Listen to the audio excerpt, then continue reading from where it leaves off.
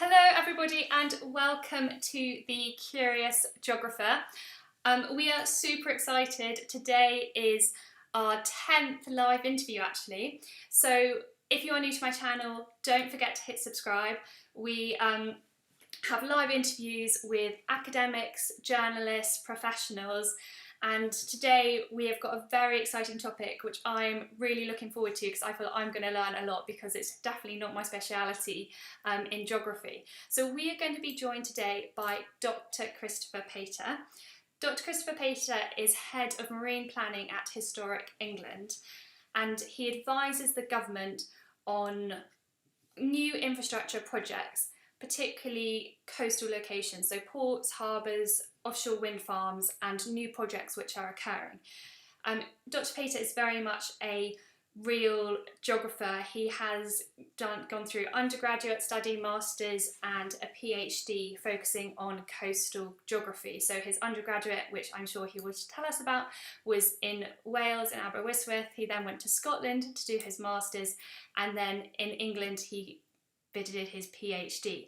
So we're going to hear a bit about his career and how he did it, but we are going to be today discussing what can we learn about prehistoric landscapes or glacial landscapes from marine planning and offshore wind farms. So it links so many of your topics. So it links to resource development, it links to coastal landscapes, it links to glaciation, and it also links to the ideas of lots of different stakeholders. So I'm super exciting. I'm going to ask Dr. Christopher Pate if he can introduce himself and tell us a little bit about what you do. Good afternoon, Curious Geographer. Am I able to say Ellen or Ellie? Ellie's great. Ellie. Okay, well, thank you, Ellie. Thank you for inviting me to give this talk this afternoon. And you've asked for me to provide a little bit of an introduction. Well, as you can see from the slides there, that I work for a public body called Historic England, and we advise government developers about how their projects and plans may impact or affect the historic environment. By that I mean sites, buildings, monuments, buried archaeology, but also we consider a long perspective of time. So that's going right back to prehistoric conditions, to prehistoric landscapes within which people were moving, living, thriving and dying. So we provide advice right away from times of, from my perspective, the area of work that I deal with, as Ellie described, the coastal development projects, ports and harbours, but also offshore wind farms, which are now further offshore. Not only the legacy of shipwreck associated with periods of war, but also mercantile activity, but then also going right back to times of prehistory when we can find that evidence buried deep within the present seabed. Brilliant. And today we're really going to concentrate on what can we learn from building and planning for offshore wind. We know that in the UK and many countries are trying to move to renewable energy, but why in particular is the UK planning to do more offshore wind farms?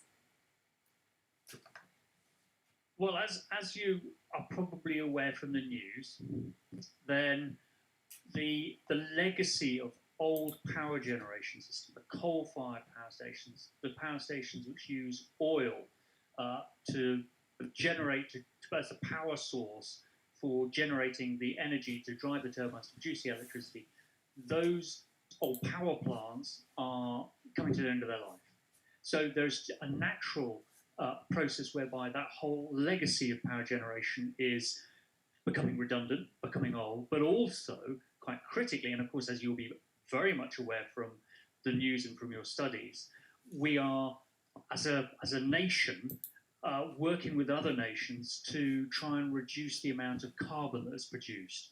So there's a big push for trying to find and develop ways of developing power production, electricity production, that doesn't generate a lot of carbon, which leads to more emissions into the atmosphere and change into climate, to warming conditions, and all the associated issues that is associated with what we believe to be are driving behind climate change.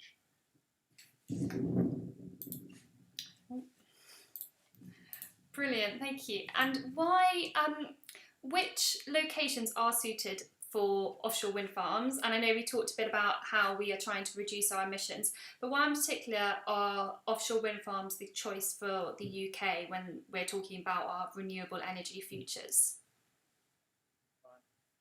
That's a very good question.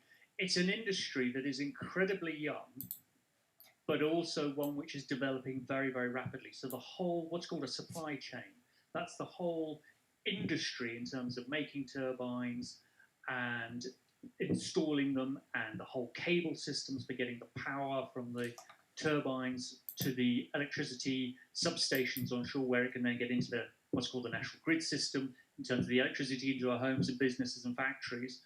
Then the development of the offshore wind farms is becoming a well-established industry. There's a supply chain, there's production for it. So that's why it's seen as a good, reliable source of power that we can use. Now, the other thing for it is, of course, Britain being an island nation, is that we've got plenty of wind. So those westerlies coming in off the Atlantic, and the fact that we have these areas of sea around us, which are actually really quite shallow, means that offshore what called arrays of turbines can be built around our coastlines and further offshore to generate the power. And as you can probably see from the little slide there, which captures present power generation, all those little magenta dots represent operational offshore wind farms. And as you can see from the figure there, this is from a couple of days ago, up to a quarter of our power production is now coming from these offshore wind farms. Of course, you need the wind to blow. So, of course, offshore wind farms are only going to ever be part of the mix of power production, but an increasingly important one. Brilliant. And sometimes when I teach, we get students to look at what the energy mix of is the UK, and particularly that is offshore wind is producing predominantly the most of our renewable energy. So that's really interesting, a really good figure, and we've got the link so people can check out that as well. What makes, I mean, we talked about obviously coastal locations, but which locations are suited for wind farms? It's not simply, as you said, there needs to be a lot of wind, but what else is needed to build an offshore wind farm? Right. Well, one of the areas for which there are quite a number of operational wind farms is up in the northwest in the Irish Sea. And as you can see from the slide, there's quite a cluster of offshore wind farms there which have been developed since about the first one in 2006 started producing power. And today, the largest offshore wind farm, collectively known as Walney, that's the Walney and the Walney Extension Project, is presently the largest offshore wind farm array in the world. And they are in locations where the sea is shallow, but also soft. So the foundations for the offshore wind farms are steel tubes, about 40-50 meters long, and they can be run simply and easily straight into the seabed to the right depth, upon which the turbine tower and the blades can then be positioned. Brilliant. And I think even that, like having locations is really good for particularly like A-level geography, actually knowing evidence of where wind farms are being built in the UK. That's really fantastic. What are there any other, you said about the northwest, are there any other locations where there's a lot of wind farms? Well, what I'll say just before we move on from the northwest, of course, we're talking just about the new way of generating power. From the 1970s onwards, oil and gas exploration has occurred in the Irish Sea. So there is a legacy of oil and gas production there. So one of the other crucial things about trying to plan for the building of wind farms where it's suitable to do so, as we've just mentioned, it's shallow, the conditions of the seabed are soft. It's also to be very aware of how we make space for everybody, so that we have to configure these arrays of wind turbines in full consideration of other activities which are presently going on. But to answer your question, Ellie, in terms of another location, we can move on to the southeast. Mm-hmm. And a particular reason why we have a cluster of offshore wind farms down there is, of course, for the southeast and for the London area, a huge number of people. There is a huge demand for power. So the very fact that arrays can be configured there, it's in a location where they do get good wind funneling down from the North Sea, will produce power, and it can then be fed straight into the grid system, into areas of high demand where the power is needed. Brilliant. And how have actually we talked about how like the technology is also changing. How have wind farm and technology changes? I think they've got bigger over time. Is that correct? Yes, and when you say over time, we're talking over a couple of years. I mean, the figure you can see in the bottom left there just gives an impression of scale of wind turbines against various landmarks which you might be familiar. For example, the Gherkin in London, or even the Eiffel Tower in Paris. And in just a few years, the scale and the size of these turbines has got bigger and bigger and bigger. And in fact, that one on the far right of that little figure, which you can see the outline of the shard behind, already the first contracts are being signed for the use of those for developments far out into the North Sea. So yeah, that does provide quite an interesting illustration in terms of the scale and size of these things. But correspondingly, it means that fewer of them are required. So it's a really important period in terms of technological design to get the turbines as big as possible that can generate the power, that the wind can turn the blades, that can be as efficient as possible, that can deliver the power to land, and all make it as cost efficient and as cost effective as possible. Of course, with huge structures now being placed in the sea, as I mentioned before with the Northwest, you have to be conscious about other sea users. Well, for example, if you're thinking about placing large numbers of wind turbines, or maybe a fewer but very big ones, in somewhere like the Thames estuary, you've got to be very conscious about other factors. For example, shipping. There are some really important major port facilities down the Essex coast and into the Thames where big ships need to safely be able to get in and out. So ensuring that they're placed in the right place, and the planning, the whole mapping of how these things is done, is so important. Brilliant. I think we've actually just got. Your audio is still working. I think we've just frozen your screen, but we can still hear you for a second. So hopefully it'll come back soon with the internet. I just want to say, can we just confirm, if there is a bigger wind farm, does it mean that more energy is produced? Like, is it better to have bigger wind turbines? And also, I was just wondering personally, have you been up a wind turbine? I haven't been up a wind turbine, but I've certainly been out in boats where we've gone right in underneath them. And it is quite impressive to see the size and the scale. So the last one which I was out to were the 8 megawatt turbines, which are being built about 50 kilometres off the East Anglian coastline in the North Sea.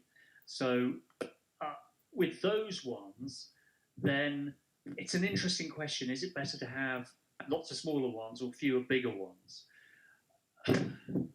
It's a really interesting question. The fact that you might just have only a few, but they can produce the same power of lots of small ones, may work well in particular locations. So further out into the North Sea, that might be ideal because it means that they're clearly visible, they are occupying less space, and that there will be the best use of power generation.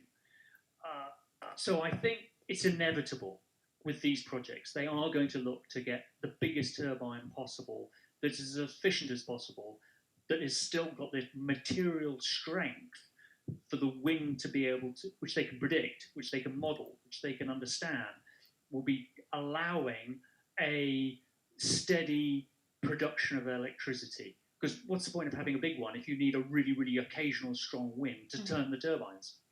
You want to make sure that you've got the efficiencies in the what's called the gearing of the blade system, so that they can really start to turn and develop momentum and produce power from the wind conditions which can be expected. But I think the inevitability is fewer but bigger. Yeah, and that is crazy seeing. I was just thinking about it, the size of the shard being some of the biggest ones. I mean, I get vertigo when I look up at the shards, so I can't even imagine what it must be like to have these massive wind farms and even like the blades. So that was a really good graphic for people really to visualize what it's like. So a big part of your job is obviously advising the government and kind of this planning on where we can build offshore wind farms, and through that you are able to learn about what the seafloor coastal area can show us about. So what have we learned as geographers and through historic England? What does the building of wind farms reveal about like glacial landscapes, prehistoric Britain? Could you give us some insight into that, please? Right, okay. Have you got the slide which shows the bathymetry, the colourful bathymetry on the left-hand side, and the a map of the wind farm areas and a funny little redded dotted line? Yeah, so they're just switched, so one's on the left and the right. Yeah. Right, okay. That's the bit I'd like people to get to look at. It's that, on the right-hand figure, it's that little redded dotted line, which looks a bit like a drumstick. Now, if you look at that and the shape of it, and then you look at the location, which is also identified in red in the middle of the North Sea, sort of between the United Kingdom and Denmark, that's a location known as Dogger Bank, and it's very, very shallow. I mean, tens of meters. Generally, the yellow to red colour scheme that you can see on the left-hand figure indicates water depths of about less than 40 meters. So that's ideal for the offshore wind farms. It's nice and shallow, it's easy to construct.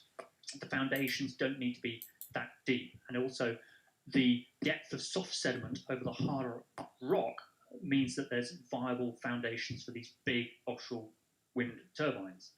So the very fact that in the middle of the North Sea is this very shallow area is what starts to become very interesting in terms of our understanding about a long-term change and about how tens of thousands of years ago there was no North Sea. We're talking about the period of the last ice age, coming out of the last ice age. You had areas of land into what is now the North Sea. And so that area that you can see, that red drumstick area, chicken drumstick area, stick sort of illustrated area, Dogger Bank, was the last area to be submerged with the rising sea levels. And so it's in locations like that that we can find really good evidence of prehistoric landscapes, rivers, lake systems, coastlines, marshes, bogs.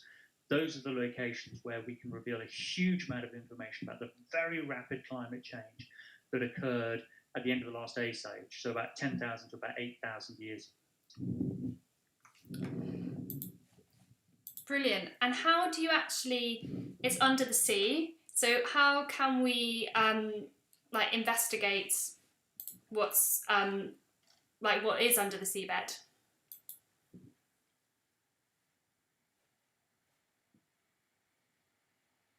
Right, there are various techniques which are all boat-based, which can be used. So a surveying vessel, surveying equipment with it. So one of the pieces of equipment that it'll use is called a side scan sonar, which is operated from what's known as a towfish, which looks like a mini torpedo, which is pulled through the water behind the boat. Now that takes an image, more or less like a picture, like a photograph of the seabed, a continual stream of imagery of the seabed, which is in quite fine detail. So it can pick out quite sharp areas of relief, the edge of a shipwreck, for example, the edge of a rocky reef. A pipeline will be readily identifiable using the side scan sonar system. Another one, which is actually to the hull of the ship, is known as a multi-beam sonar. This one can sound waves. The side scan sonar builds its image using sound waves, builds an image of the seabed, but this one is in pure data form. So you get an X, Y, Z, horizontal and vertical, and a depth. So that means it is possible to produce an image that you can manipulate in a computer and look at in 3D and exaggerate the topography to pick out lumps and bumps and hollows to get a better impression of the depth and the nature of the seabed. Another piece of kit which they will use, again, which is towed behind the vessel, It's called a magnetometer. In effect, it's an underwater metal detector, and that's specifically used for trying to identify whether there are, so should we say, more hazardous things on the seabed, which the developer would wish to avoid. Now, hazardous, that can be a steel or iron shipwreck, just as much as the legacy of unexploded bombs, which are scattered across the North Sea particularly from the Second World War, but also from the First World War, which they will want to be very careful in dealing with safely. Now, fine, you can use these techniques which are boat-based, but occasionally you'll need to check what's actually there. You need to see what's on the seabed. So at those times, they will be deploying a remotely operated vehicle, a mini submarine that is controlled from the boat, which will have videos and camera systems, and it can take samples, grab samples from the seabed, and that'll be deployed just to check what's down there. So are they really looking at a section of pipeline, or is it something else? Are they really looking at a disturbed area of seabed, or is it actually indicative of a broken up shipwreck? So those enable close inspections to occur. And then the last particular piece of kit, which we're really interested in, and the data it generates about the prehistoric aspects of landscape, is the shallow seismics data. So that takes a slice through the seabed. And so one of the really interesting things about the way the shallow seismics data gathering is occurring for this industry is, of course, they're just interested in the top part of the seabed, the top 50 meters. Whereas from the 1960s, the seismics investigations, the geological investigations in the North Sea were focused on the oil and gas reserves, which are many, thousands of, considerable, thousands of meters down into the seabed, deeper geology. But now, because of the need to construct on and within the seabed, that's where they need the really fine detail. And so it's, of course, in those top layers of sediment that you get the legacy of prehistoric landscape, which are being preserved.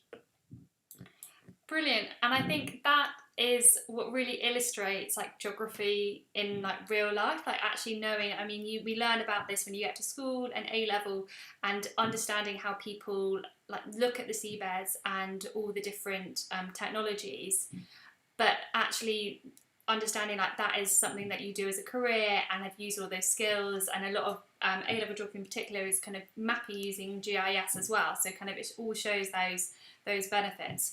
And what have you found from looking at the seabed about prehistoric England?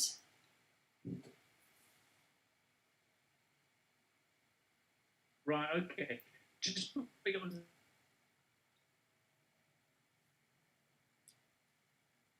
what I'll do is I can provide a couple of illustrations, which hopefully you can see on the screen. You can see a image of a large feature on the seabed in the top left-hand corner, and then also in the blue shaded imagery, that's the multi-beam imagery of the same feature.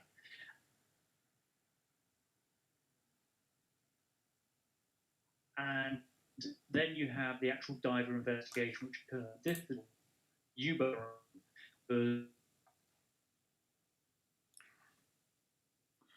lost with all.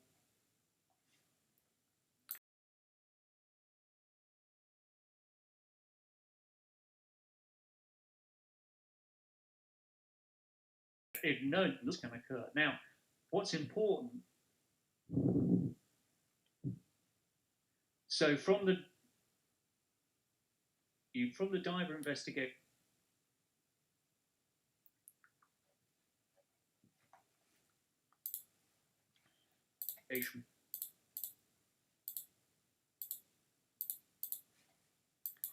Hi everyone, just it's Ellie here. We've just lost Christopher's audio. If you just give me a second, we're going to try and locate him back again. But we are, and then we will continue that in a second.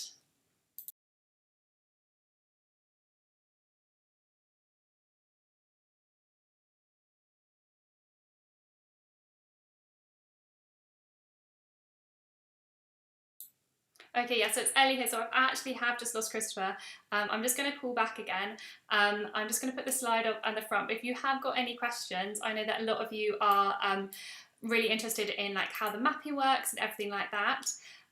So please do write questions now. If you want to take a few minute break and then we'll come back again. So I'm just going to pause my video, going to call back, and we'll be back in a couple of minutes. Thank you everybody for being super, super patient. Hello, Ellie.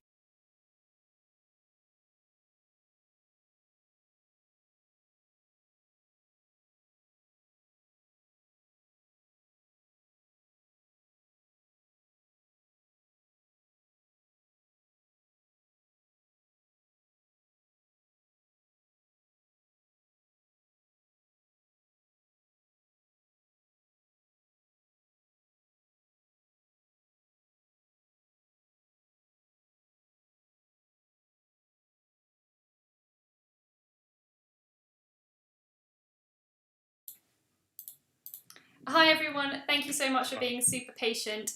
We are now back again with Dr. Pate. So he's just going to carry on about what are we finding out from the seabed floor. So talking about and divers and what they find out. So over to you again, Christopher.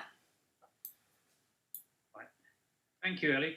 The point we had got to was how we can make new discoveries, and so I've just provided an illustration of the discovery of a German First World War U-boat lost in early 1915 that was discovered in a location where they were looking to examine the seabed to see if it was suitable to build an offshore wind farm.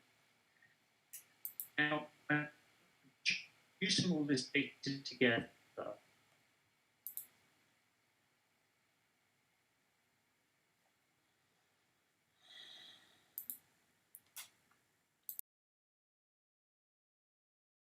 producing before, we will show whether I'm located. We can all really focus on this lost landscape from thousands of years ago.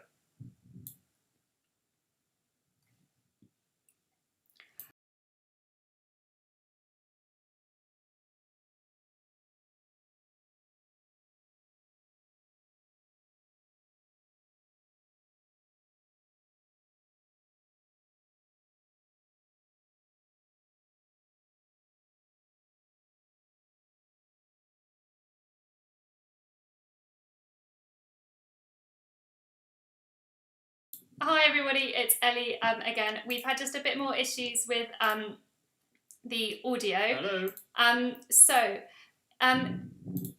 If we're just probably going to lose Christopher's mic and then he's going to continue. Thank you so much for being super patient.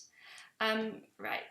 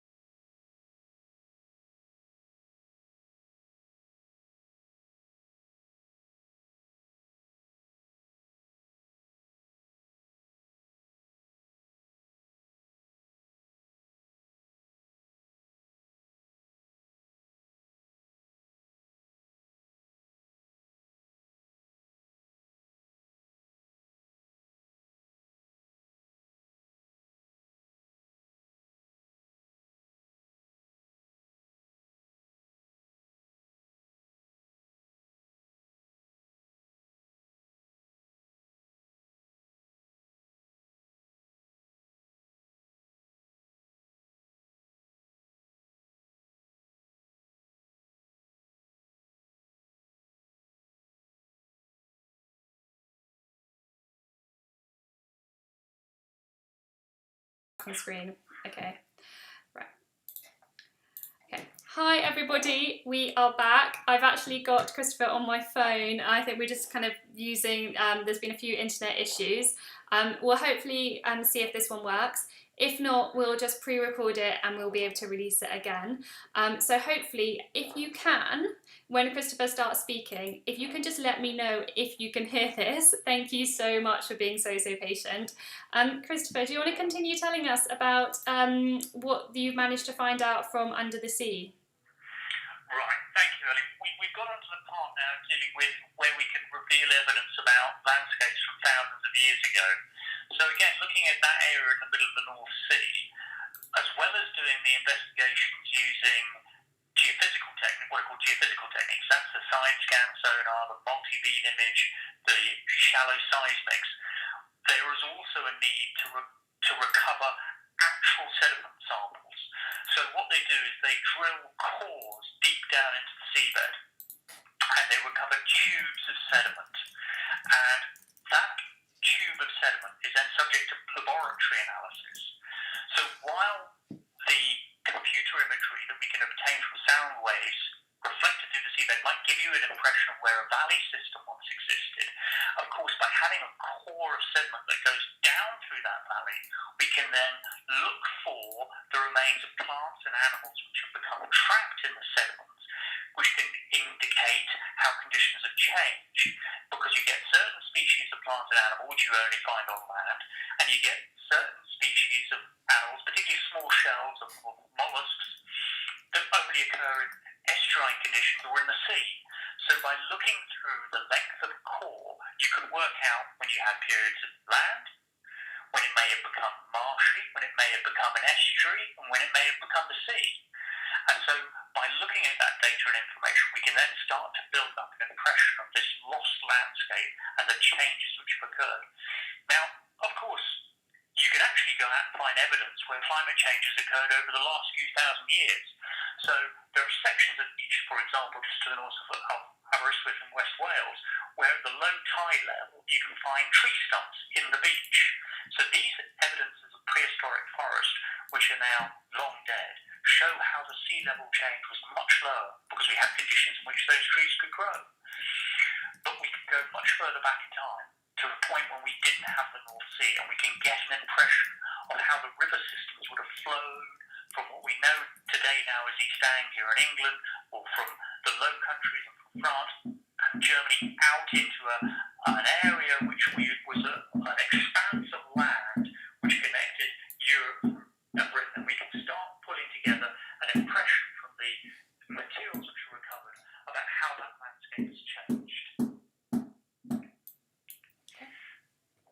Can you talk to us about the artistic impression?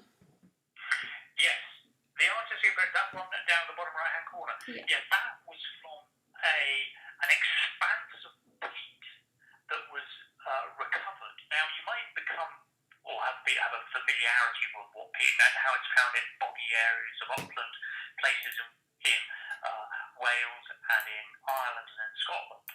But also, expanses of peat have been found under the modern seabed. And peat is a really important environment for retaining and capturing and preserving plant materials. So it's from that evidence that we were able to get an impression of the types of forest and the type of vegetation that would have existed about 8,000 years ago. And it provides a really important resource to not only understand how we had a landscape there, but also the rate of change, the rate of inundation, the rate at which the sea level then rose afterwards is really important. Brilliant. So we can actually understand what it was like.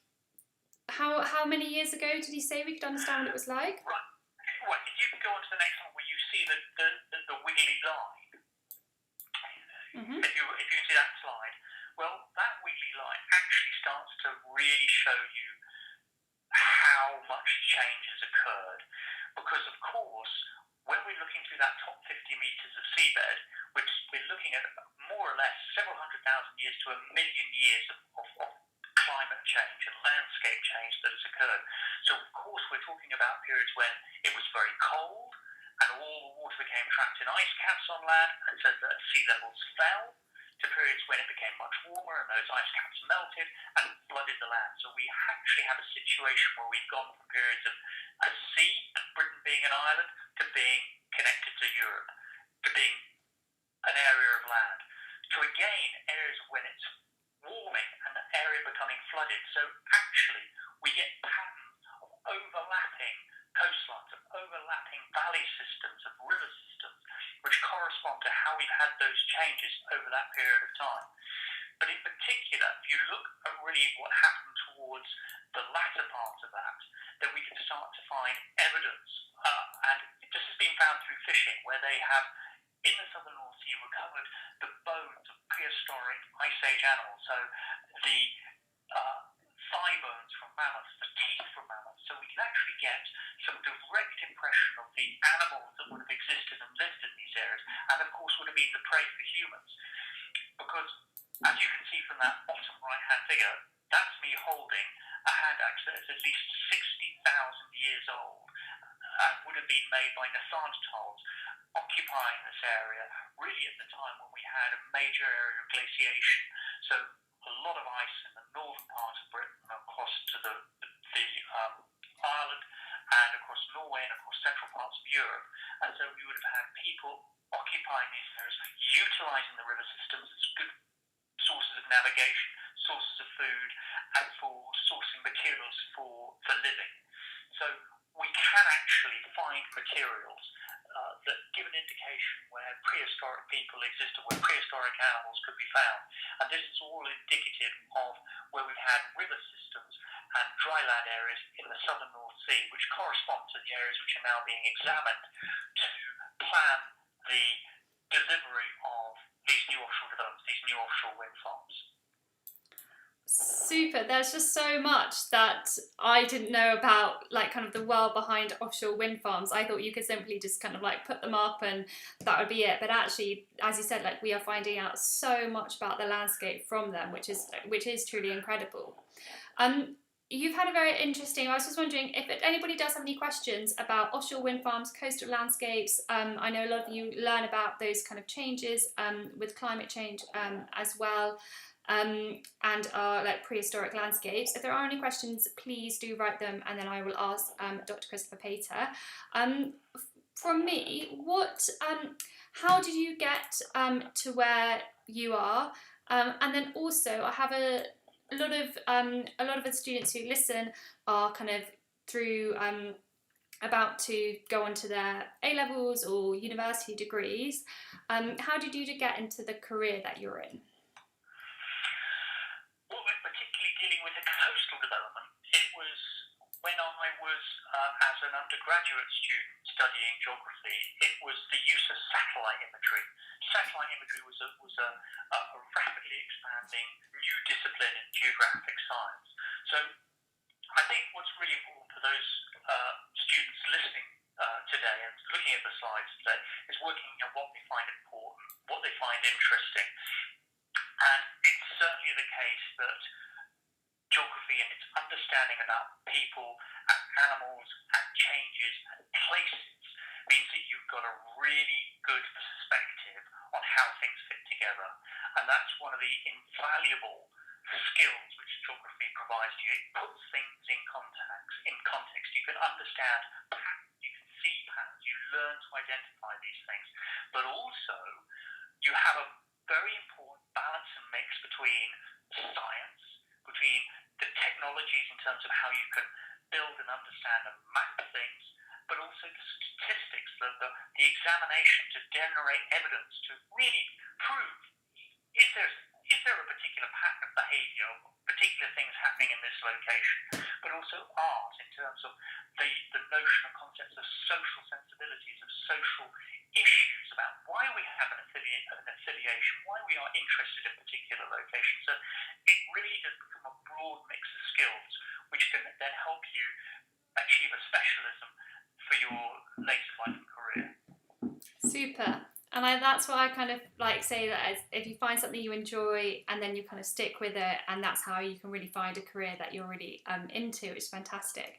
Well, thank you so much, Christopher, for telling us everything about kind of the work that you do, the kind of amazing background that goes into building offshore wind farms.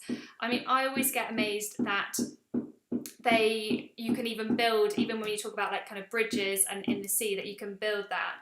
Oh, there is a question from Janet saying, what is the cost of wind farms in comparable to non-renewable resources? Oh gosh, there's a good question. Yeah, good question. Right, okay. Now this is from a few years ago, but the cost of about a 30 turbine, 6 megawatt each offshore wind farm. So that's 36 megawatt turbines located 15-20 kilometers offshore with all the cabling. We're talking about £1 billion, just probably just over £1 billion for investment to build that for an operational lifespan of at least 30 years. In comparison with when we're talking about other power plants, which might be using other energy sources, then they are billions of pounds more in comparison. So it's a really important point in time in terms of the economics of these things.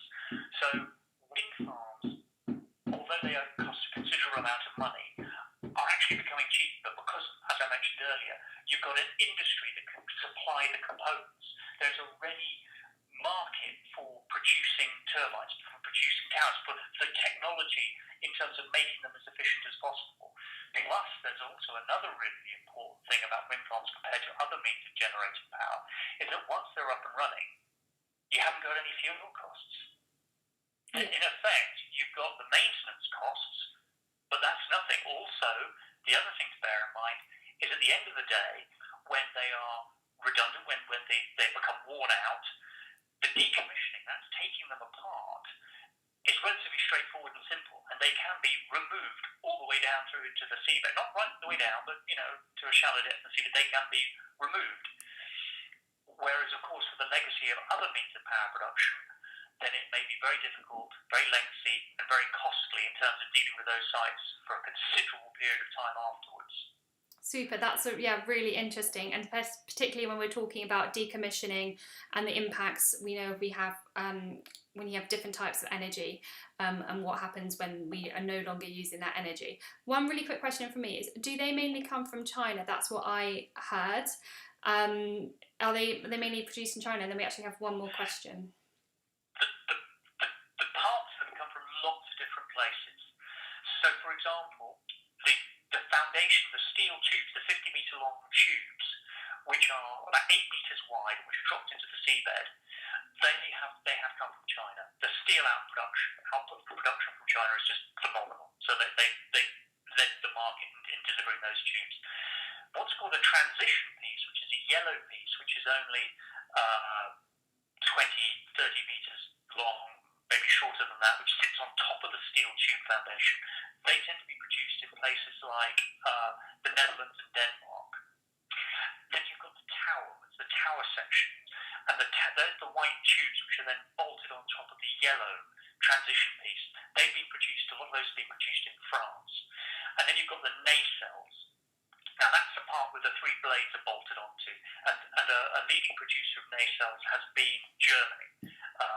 Siemens, for example, are producers of those devices. But the blades, the long blades, the 3 blades, they're produced here. So, for example, there's a factory on the Isle of Wight which produces those blades, and there's a new factory on the Humber in Hull which are producing those blades. And also cabling systems. The electrical cables can be made here as well as in other European countries, but also as we go further offshore and we're using, not because it's too deep, we can't use the tubes, we have to use like a mini jacket, or like a tripod structure, that those have been built in on Tyneside and in Northern Ireland. Brilliant. So really like so many places. Well, thank you so much. Thank you everybody for asking questions as well. And thank you, Dr. Pate, for taking your time. And then also, sorry for all the technical issues. I think there was even a bit of DIY next door just to add to the sounds going on. So it's all been an excellent one. So thank you very much for our audience for pursuing. I'm just going to let everybody know what's going on next week. So next week we are joined by Dr. Susan Page. So Dr. Susan Page is a university lecturer at the University of Leicester, and she is interested in peatlands and what we can learn from peatlands to do with the carbon cycle. So it's really, really topical to A-level geography, linking to the carbon cycle, linking to future scenarios, and also I find it particularly interesting because we all think about trees and deforestation, but actually it is through the peatlands where a lot of carbon is stored. It's a big carbon sink, so that will be super interesting. If you are new and if you haven't subscribed, please do press subscribe. But apart from that, thank you very much again. It's been excellent to have you all. Fantastic for some brilliant questions as well, and I hope you have enjoyed it. Have a lovely rest of your day.